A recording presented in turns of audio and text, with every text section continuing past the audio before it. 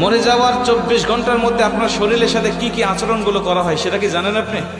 বর্তমান বিজ্ঞান বলছে একটা মানুষকে যখন দাফন করা হয়, এই দাফন করার 24 ঘন্টার মধ্যেই তার শরীরের মধ্যে পোকার উৎপত্তি হয় এবং এই পোকাগুলো নিজেরা তার শরীর খাইতে থাকে এবং অন্যান্য পোকাগুলোকে আমন্ত্রণ করতে থাকে গন্ধের দ্বারা, এবং এতটা শরীর থেকে গন্ধ বের হয় এবং এই পোকাগুলো তার অঙ্গের বিভিন্ন অঙ্গ প্রত্যঙ্গ দিয়ে বের হতে থাকে এবং অন্যান্য পোকাগুলোকে আমন্ত্রণ করতে থাকে। এবং এই লাশের বয়স যখন 3 দিন হয়ে যায় তখন তার নাকটা সর্বপ্রথম পচে একদম শেষ হয়ে যায়। সব ঠিক আছে, আপনার হাত পা শরীর সব ঠিক আছে, কিন্তু সর্বপ্রথম আপনার নাক পচে যাবে এবং এখান থেকেই পচনটা শুরু হবে। এখান থেকেই পোকা পুরা শরীরের বাহিরে চলে আসবে, পুরা শরীরের বাহিরের অংশগুলো খাইতে থাকবে। আপনার লাশের বয়স যখন 6 দিন হয়ে যাবে তখন আপনার হাতের এবং পায়ের নখগুলো খসে খসে পড়তে থাকবে।